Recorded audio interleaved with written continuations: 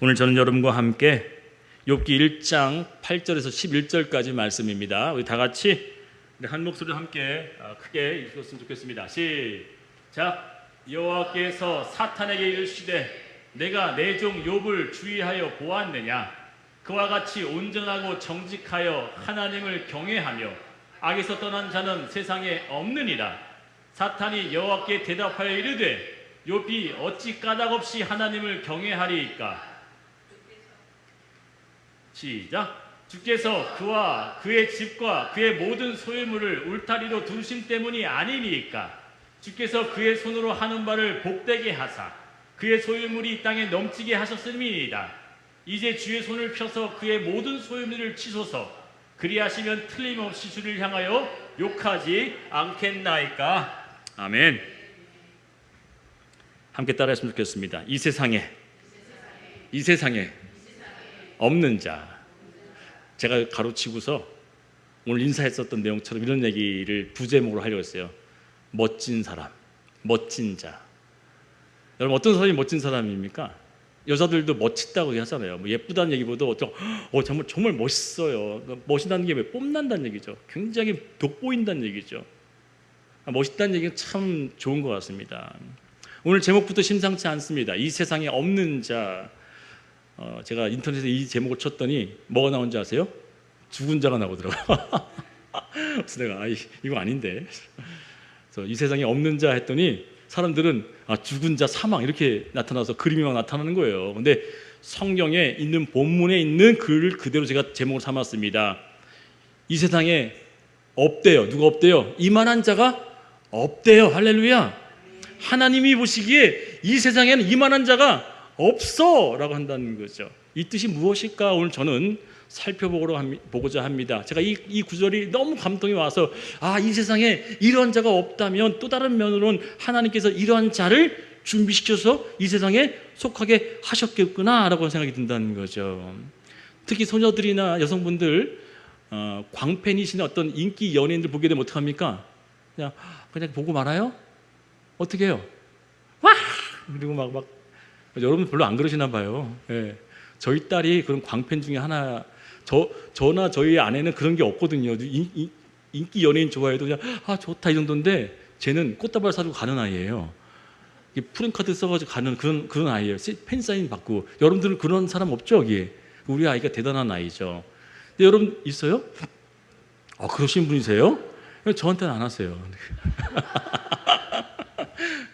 예, 농담입니다. 얼마나 멋있고 동경했는지 그 자리에서 눈물도 쏟기도 하고요, 털썩 주저앉기도 하고요, 막 괴성을 지르기도 하고요, 막 어떻게 하면 만져보려고 막 손도 내던지기도 하죠. 왜 그럴까요? 이 세상에 없는 사람처럼 느끼는 거잖아요. 저 사람 아니면 나 안 돼. 너무너무 멋있어. 막 만나고 싶어. 뽀뽀도 한번 해보고 싶어. 막 안고 싶어. 막 그런 어떤 열정이 있는 그런 멋진 사람을 보게 되어지면 우리 마음도 굉장히 흐뭇할 때가 있죠. 그런데 오늘 그러한 사람을 소개를 하려고 합니다. 욥을 보면요, 인간이 겪을 수 있는 최악의 고난을 시간적 차원으로 한번 보자고요. 한 몇 달, 며칠이 일어난 일이 아니에요. 이 사건이 처음에요, 뭐예요? 가축들이 다 사라져요. 재산들이 다 날아가 버립니다. 첫 번째. 두 번째 뭐예요? 종들이 피해를 입어요. 자기 몸종들이. 세 번째 뭐예요? 자신의 자식들이 한날 한시에 어떻게 해요? 다 죽어요. 이 세 가지 일이 언제 일어난다고요? 몇 분 안에 일어나요. 누가 얘기하자고 왔더니 또 다른 사람이 얘기 끝나기 전에 또 와서 또 보고하고 또 보고. 성경에 그렇게 적혀 있어요. 정확하게 몇 분 내에, 아마 계산을 해봐도요, 많이 길어야 10분 안에 이런 일이 다 벌어진 거예요. 이런 일 여러분 겪으면 어떡합니까? 기절 초풍이 아니라요, 진짜 꼴가닥 숨이 넘어갈 만큼 죽을 만큼 힘들겠죠. 욥은요, 지금 이러한 일들을 몇 분 사이에 겪음으로 말미암아 엄청난 고통을 겪는데 그 신앙 속에서 무엇을 알 수 있냐면은 그 고통을 잘 이겨내는 모습이 1장에서부터 42장까지 내용을 속하고 있는 거예요. 여러분 어릴 적 또 지금 어른이 돼서도 삶의 계획표를 세우고 사실 분이 있을 거 믿습니다. 계획표대로 짜놓고 계획표대로 다 되신 분이 있다면 아마 여기 앉아 계시지 않을 거겠죠. 계획대로 못 삽니다. 계획을 했지만 그 계획대로 못 사는 게 우리 인간이죠. 그것은 내 의지가 부족해서도 아니고요. 때로는 뭐예요? 내가 의지가 강해도 외부적으로 영향이 있어요, 없어요? 예를 들어서 승민이가 열심히 공부를 하겠대요. 근데 엄마가 뭐 시켜요, 안 시켜요? 근데 뭐라 그래요, 승민이는? 나 공부하려고 그러는데 왜 시키냐고 하면 엄마가 뭐라 그래요? 이놈이 안 하던 공부 왜 한다 그러고서 뭐 엄마 시키는 거 왜 안 하냐고. 그럼 뭐가 꺾이는 거예요? 내 의지가 외부적 영향을 꺾이는 거예요. 즉 내가 열심히 계획하고 의지를 발동시켜도 때로는 우리 외부적 힘으로 또 어떤 억압으로 또 압력으로 그것이 끝쳐질 때가 있다는 거죠. 꿈을 꾸는 대로 다 되는 인생이 아닙니다. 오늘 욥기가 보여준 것이 무엇이냐면 우리가 정말로 실수하지 말아야 할 게 한 가지 있어요. 특히나 신앙인들 중에 이런 신앙을 가지면 정말 안 되는 게 있습니다. 무엇이냐면 저 사람 신앙심 잘 갖고 바르게 온전하다고 하는 사람이 왜 저런 고난을 당할까? 그러면서 속으로 혹시 하나님 앞에 무슨 안 좋은 일을 행하는 건 아닐까? 잘못한 게 있지 않을까? 회개를 해야 되지 않을까? 라고 하는 그런 마음을 가진 상태로 보는 입장이 꽤 많다는 거예요. 우리가 범하는 실수 중 이 실수는 뭐냐면 내가 이해하고 받아들일 수 있는 범위에 있는 것들만 인정하는 실수를 한다는 거죠. 내가 볼 때 이해하는 삶을 살면은 그 사람은 잘 살고 있는 거예요. 근데 이해하지 못하는 삶을 살게 되면 뭐예요? 못 사는 거라고 딱 판단을 줘요. 내 기준에서. 내 판단과 내 범위 안에서 저 사람은 저렇게 살면은 안 되는 거야. 또 하물며 잘 살고 있는 사람들은 욕할 게 없어요. 왜냐? 그런데 어떤 일들에 고난을 당해서 어려움을 당하거나 힘듦을 겪는 그 중에 있는 사람을 보면 어떻게 해요? 분명 저 사람은 안 좋은 일이 있을 거야. 당연한 어떤 인과응보의 결과일 거야 라고 한다는 거죠. 그런데 오늘 욥기를 보게 되어지면 어떻게 못을 받고 시작합니까? 인과응보에 대한 결과를 알려주고자 하는 내용이 아니라 이렇게 시작합니다. 어떤 옛날에 어떤 마을에 어떤 사람이 살았는데 이 사람은 뭐다? 의로운 자다. 악한 것이 하나도 없다 라고 하면서 못을 딱 받고 시작해서 하나님께서 뭐해요? 인정하리만큼 그 사람은 절대 문제가 없는데 그 문제가 없는 사람의 삶에 주어진 것이 모두 다 동감할 수 있을 만큼의 축복받은 것으로 그가 모습이 소개되고 있어요. 첫 번째, 아들이 몇 명 있었대요? 안 읽어봐서 모르죠? 오늘 꼭 읽어보세요. 욥기요. 여러분 욥기 읽고 있는 시간이면 읽어보시라는 거예요. 하나님께서 읽어봐라. 내가 너에게 말할 게 있어. 그 뜻이니까 읽어보세요. 욥기 1장에 보게 되면 욥의 아들이 7명이래요. 7이라는 숫자는 뭐예요? 완전수죠. 또한 인간적인 숫자에서도 또 다른 몇 명 있었대요? 3명에서 뭐예요? 3이라고 하는 숫자도 성령에서도 완전수예요. 성부, 성자, 성령. 3, 7 다 완전수예요. 근데 7 더하기 3은 몇이에요? 10. 10은 더 어떤 완전수예요? 더 완전수예요. 그래서 뭐예요? 자녀적인 부분에서도 형통을 누렸다라고 하기 위해서 아들 7, 딸 3명, 10명이라고 하는 숫자를 딱 정해주고 보여주고 있어요. 이만큼 외부적, 내부적 이 욥은 정말 평탄한 삶을 살고 있는 모습을 성경은 증명하고 있어요. 그 이유는 뭐예요? 의인이기 때문에, 악에서 떠난 자이기 때문에 하나님께서 그에게 복을 준 것이다 라고 해서 그렇게 시작해요. 그런데 사탄이라고 하는 존재가 나타나서 하나님을 유혹하듯이 막 시험합니다. 하나님, 그런 축복을 다 주니까, 그런 은혜를 겪게 만드니까 당연히 그가 하나님을 잘 섬기는 거 아니겠습니까? 여기서 문제를 드리겠습니다. 여러분, 만일 여러분 삶에 모든 것이 형통하여 모든 것이 잘 됐다면 하나님을 온전히 섬길 수 있겠습니까? 라고 하는 질문을 드린다면 네라고 자신 있게 대답할 사람은 한 분도 없을 거예요. 왜요? 우리는 하나님을 언제 더욱더 찾을 수밖에 없는 존재라고요? 바닥에 처했을 때요. 내 생명의 위협을 느낄 때, 더 이상 내 힘으로 안 될 때 하나님을 찾는 것이 인간의 본성이에요. 그것이 죄로 말미암아 나타난 우리의 당연한 모습인데, 이 욥은 모든 걸 다 갖춤에도 불구하고 하나님을 어떻게 섬겼대요? 철저히 하나님을 온전한 그 마음을 가지고 섬겼음을 나타나고 있다는 겁니다. 이 욥에게 사탄은 이렇게 이야기를 하는 거죠. 까닭 없이, 근데 그 원문에 보게 되면요, 이 까닭 없이라고 하는 단어가 유익과 이익 없이, 값 없이 그가 하나님을 온전히 섬기겠습니까? 말도 안 되죠.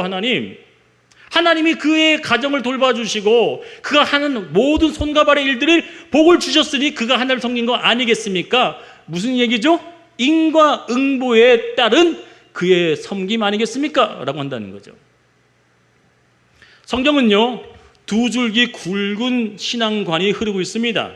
신앙이라고 가지고 있는 여러분들에게 이것은 기초적인, 가장 기본적으로 알고 있어야 돼요. 첫 번째 큰 맥의 줄기는 뭐냐면, 제가 PPT를 준비해왔으니까 여러분들 친절하게 잘 보시기 바랍니다. 같이 볼게요. 자, 두 줄기의 신앙관이 있습니다. 두 줄기의 신앙관 중에 첫 번째가 뭐라고요? 읽어줘 보세요. 시작. 인과응보의 결과. 한 줄기는 뭐냐면요, 신명기 28장에 어떤 내용이 나와 있어요? 네가 뭘 하면 내가 너에게 복을 주고 안 하면 뭐예요? 저주를 받는다라고 인과응보에 대한 결과에 큰 맥이 있어요. 근데 그게 무슨 결과냐면 그 기준은 말씀이겠죠. 모든 인과응보가 아니에요. 말씀에 기준하여 네가 말씀을 따르면 복을 받고 말씀을 따르지 아니하면 뭐예요? 저주를 받는 것이야 라고는 인과응보의 큰 줄기 한 줄기가 있고요. 또 다른 한 줄기는 뭐라고요? 그걸 읽어요. 시작. 원인 없는 결과. 이게 무슨 뜻인지 제가 설명해 드리겠습니다.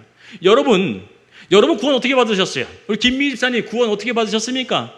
선하게 살고요, 예수를 믿겠다고 내 의지를 발동해서 하나님 앞에 철저히 예배를 드리고 잘 섬기고 나가고 있는 그 믿음 때문에 구원받았습니까? 성경은 이렇게 얘기합니다. 우리가 구원받은 이유는 하나님의 절대적 은혜다. 할렐루야. 원인이 없다는 거예요. 할렐루야. 한 줄기는 인과응보에 대한 결과고 또 다른 한 줄기는 뭐라고요? 하나님의 이유 없는 절대적 사랑, 은혜로 너에게 주어진 결과라는 거야.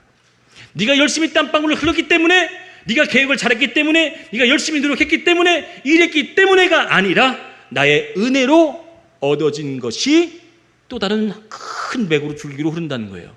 성경은 이 큰 두 줄기가 있다는 겁니다. 주의 말씀을 지키느냐, 그에 따른 인과응보, 아니면 하나님의 은혜로 철저하게 주어지는 은혜 있느냐, 이거예요. 이 두 줄기 가운데 오늘 시작은 뭐로 시작합니까? 어디 속할 것 같아요? 원인 없는 결과인 거예요. 욥은 까닭없이 주님을 섬길 수밖에 없는 그 이유를 사탄이 고발하는 거예요. 하나님 절대 그에게 한번 피해를 줘보세요. 손상을 줘보세요. 그의 몸도 쳐보세요. 그러면 그는 반드시 하나님을 뭐 한다고 그래요? 욕할 것입니다. 그때 하나님께서 무슨 얘기를 하십니까? 그래, 네가 그의 모든 것을 다 네 손에 맡기니 해봐라. 단 뭐만 하지 마라?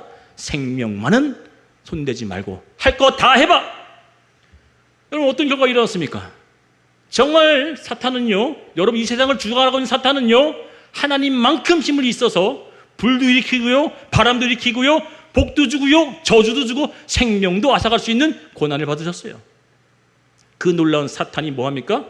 욥을 하나씩 치는 거예요. 물질을 치고 그의 가정의 종들을 치고 그의 자녀들을 치고 급기야는 2장에서는 뭘 칩니까? 그의 육체를 발바닥부터, 여러분 이게 무슨 뜻이에요? 온 몸이란 얘기죠. 발바닥 끝에부터 어디까지? 정수리 끝까지 온 몸에 욕창이 나서요, 돌로 자기 몹쓸 막 퍽퍽퍽 긁은 만큼 고통받고 있는 거예요. 이 원인 없는 결과의 대표적 사건이 바로 욥기라고 하는 사건인데, 원인 없는 결과의 대표적 인물과 사건을 통해서 우리가 알 수 있는 것은, 욥이 겪는 고난을 통해서 우리는 어떻게 해석을 해야 되겠습니까? 따라합니다. 하나님은 우리에게 징계도 내리신다. 여러분 이 징계가 뭐예요? 히브리서는 분명히 얘기했죠. 아버지가 사랑하는 자들에게 뭘 주신다? 징계를 내리신다. 왜요? 사생자가 아니기에. 할렐루야. 하나님은 그 아들에게 사랑하기 때문에 때로는 뭐 하시는 거예요? 징계를 내리심으로 말미암아 그가 사생자가 아니심을 분명하게 보여주신다는 거예요. 용은 의롭다 하고 이 세상에 어떤 악도 없다고 시작하고 나서 누구도 따지거나 항변할 수 없도록 하나님은 고난은 인과응보에 대한 결과가 아니라 내가 그에게 나타날 원인 없는 내 결과로 은혜가 나타나기 위하여. 아멘인가요? 인과응보의 결과가 아닌, 그는 인과응보로 따지자면 당연히 상 받아야 되고 당연히 평안해야 되고 당연히 행복해야 되는 거지만, 그에게 따를 나의 놀라운 은혜는 뭐냐면 원인 없는 결과로 말미암아 그가 하나님의 은혜가 무엇인지를 깨달아질 때 진짜 뭐가 이루어지는 거예요? 하나님의 사랑과 은혜가 부각된 줄 믿습니다. 욥기는요, 고난에 대한 대응 방식과 어떻게 신앙생활을 가져야 되는지를 가르쳐주는 그런 책이 아니에요. 욥기는 그보다 훨씬 더 높은 차원의 이야기를 하고 있습니다. 영적 세계와 영성 세계 속에서 하나님의 사람에 관한 이야기예요. 하나님의 사람이 어떠한 마음을 가지고 살아야 되는지 그 이야기를 하고 있는 거지, 기껏해야 고난 하나 벗어나고자 하는 그런 얘기를 하는 것이 아닙니다. 하나님의 사람이라면 이 세상 속에 없는 그 사람인데, 이 세상에 속하지 않는 그 사람인데 어떤 사람으로 살아야 하느냐? 라고 그 얘기를 하고 있다는 겁니다. 내가 잘했다 잘못했다라고 하는 정하는 기준에 따라서 기인한 것입니까? 아니자는 거예요. 내 이해와 수용의 범위 안에서만 받아들일 수 있다는 겁니까? 아니라는 거예요.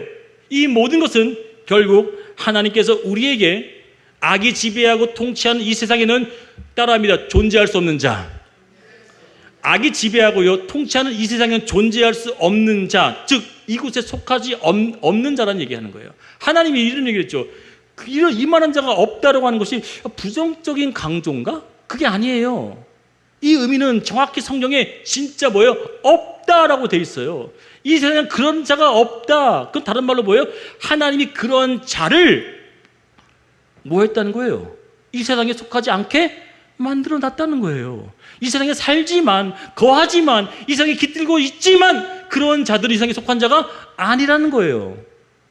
내가 이해할 수 없고 수용할 수 없는 삶을 살아도 그 원인이 나한테 있지 않고 하나님의 더 큰 뜻과 계획 안에 있다고 믿는 것을 우리는 알아야 한다는 겁니다. 지금 겪고 있는 고난이요, 힘듦이요, 지금 내가 있는 내 인간 응보에 대한 결과보다 훨씬 더 높은 차원에 이렇게 따라 하시기 바랍니다. 하나님이 분명한 계획과 뜻이 있음을 믿습니다.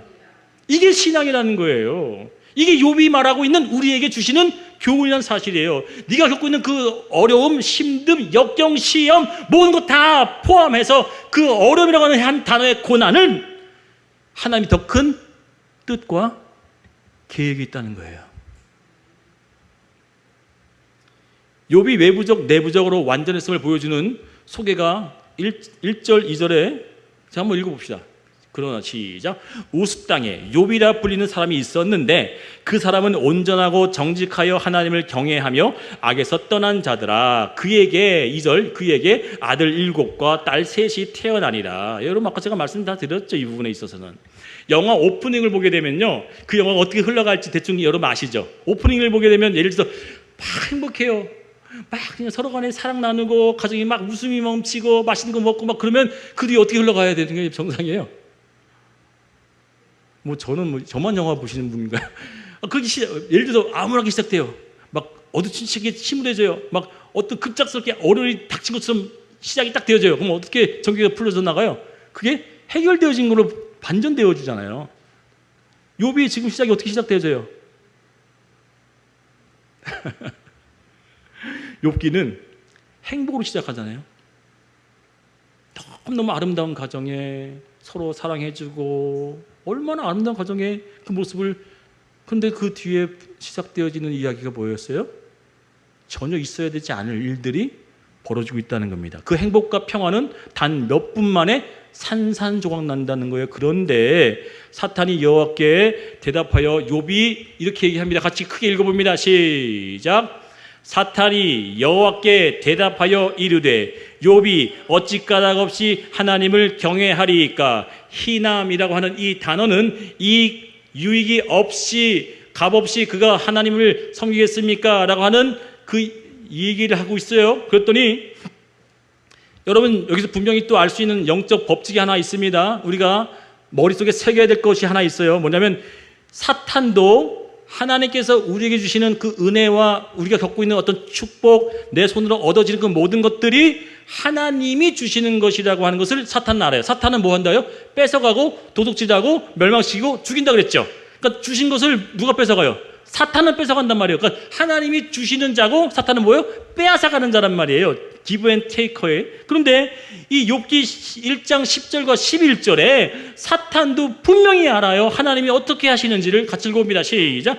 주께서 그의 집과 그의 모든 소유물을 울타리로 두르심 때문이 아니니까.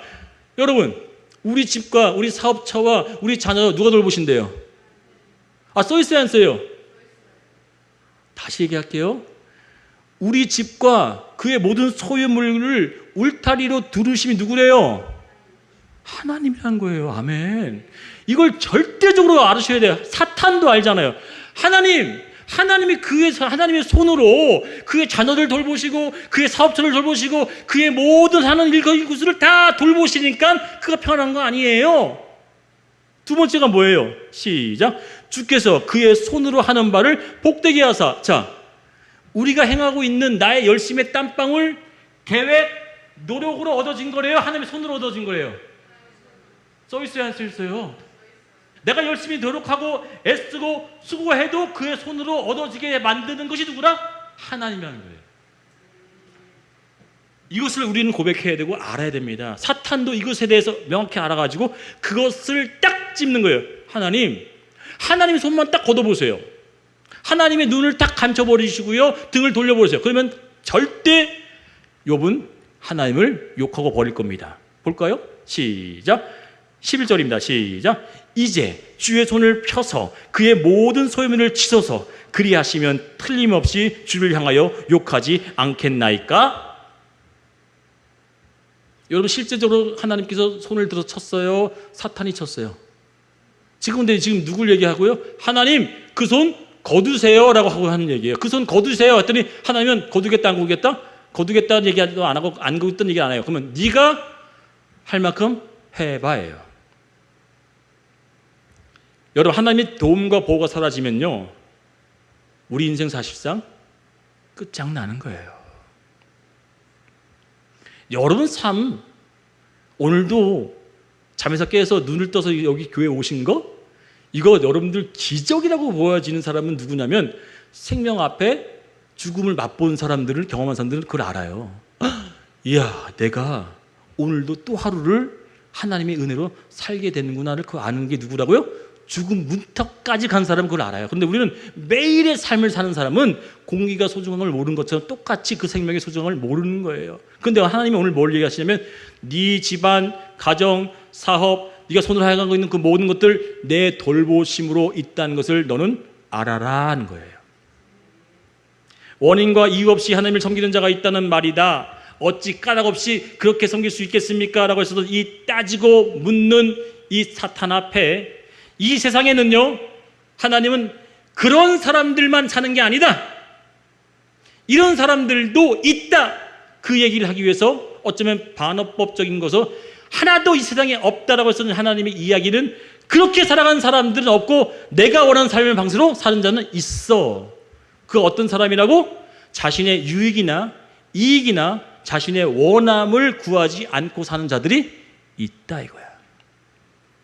내가 보낸 자들, 내가 태어나게 만든 자들, 내가 이 세상에 보낸 자들은 자신의 유익을 구하지 아니하고 하나님의 나라와 그의 뜻만을 위하여 사는 자가 있다는 거예요.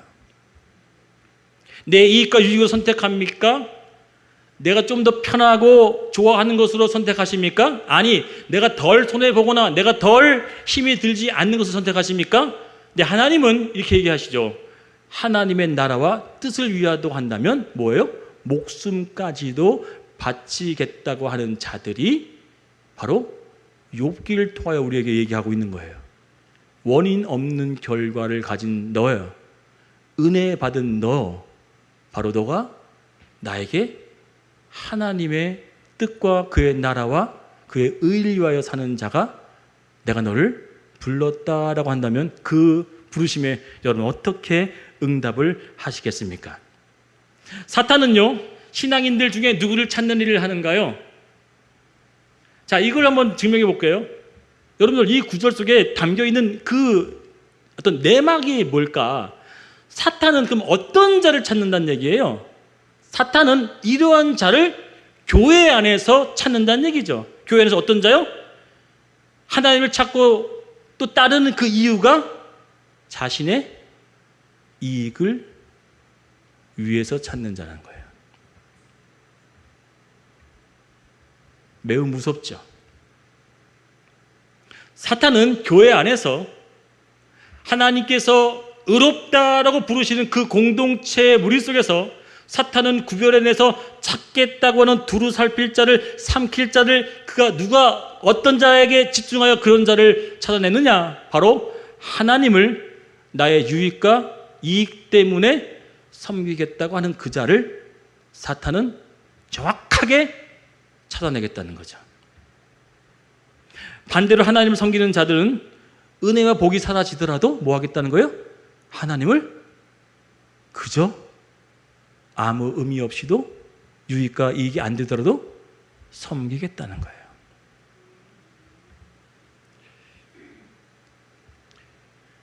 더 쉬운 얘기를 하겠습니다. 여러분 몸에 피부에 와닿게 설명할게요.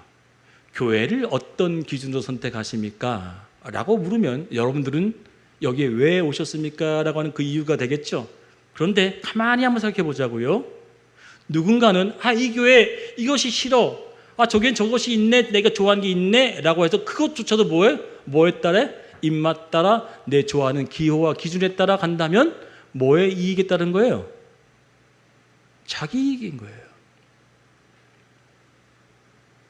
까닭 없이 하나님을 섬기겠다라고 하는 그 이유가 나의 신앙의 첫 출발이 되지 않고 까닭이 있어야만 섬길 이유가 있다면 여러분은 과연 하나님을 왜 섬기고, 오늘 전 사실상 때로 이런 질문 너무너무 하고 싶어요. 여러분 교회 왜 나오셨어요?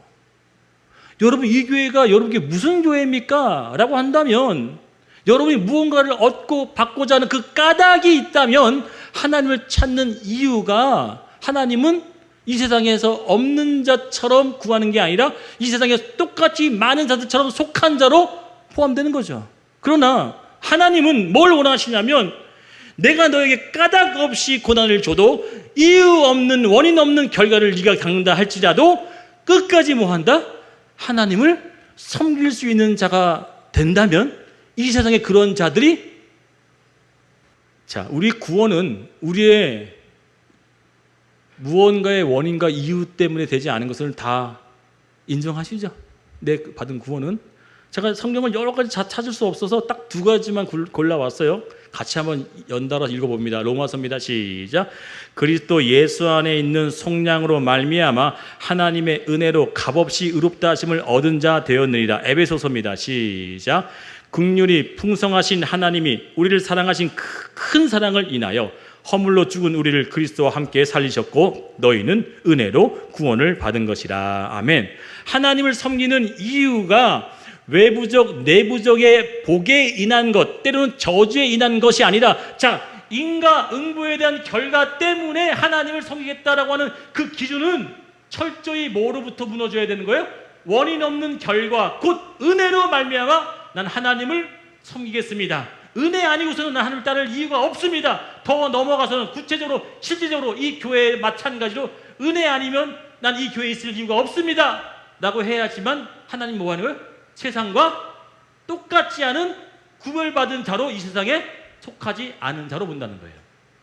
이 모든 세상 속에 속한 자들처럼 보는 것이 아니라 이 세상 속에서 있는 자지만 이 세상의 사람이 아니다라는 거예요. 그런 자가 되기 위해서 뭐 한다고요? 내 유익과 이익이 아닌 하나님을 온전한 마음으로 뭐 하겠다? 섬기겠다라고 하는 그 마음을 가진 자들을 하나님은 뭐 하신다? 부르시고 그 자를 끝까지 책임지시겠다는 내용이 여기에요. 고난에 대한 얘기가 아니라 그렇게 살겠다고 하는 그 자를 뭐 하겠다? 그 큰 고난도 뭐 하겠다? 반드시 42장에 반드시 그의 놀라운 갑절의 축복으로 그게 허락한다는 얘기예요. 겨우 고난 하나 겪는 것이 아니라 어떠한 마음가짐과 어떠한 중심을 가지고 하나님을 따르겠느냐 하는 그 얘기. 그래서 예수께서도 네가 나를 따르려면 뭐 한다? 너를 부인하고, 그 부인은 철저히 나의 존재성 자체를 이 세상에 살면서 완전하게 잃어버린 상태로 하나님을 따르는데 어떻게 따른다고요? 십자가를 지고 따라가는 거예요. 그 십자가는 그 당시 때 뭘 의미했습니까? 철저한 죽음이었죠. 네 자신을 인정치 않고 어떤 상황 속에서 네 자존심도 죽고 네 명예도 죽고 네 욕심도 죽고 다 모두를 죽인 상태에서 뭐 하겠다? 하나님의 뜻만 따르겠다고 하는 그 마음을 가진 자들만이 하나님의 이 세상에 없는 자처럼 내가 너를 불렀다는 거예요. 이 세상에 살지만 이 세상의 사람이 아닌 것처럼 불렀다는 얘기예요. 아멘인가요? 여기 이 세상에 살지만 이 세상과 똑같은 사람으로 살아가는 것이 아니라 여전히 이 세상에 살지만, 똑같은 삶을 살지만 이 세상과 사람과 다른 사람으로 부르심을 받아서 그 모습으로 살아가고 있는 그 모습을 하나님이 우리에게 요구하신다는 것이 욥기의 내용입니다. 그럼 이 질문을 해야 됩니다. 말씀을 마칩니다.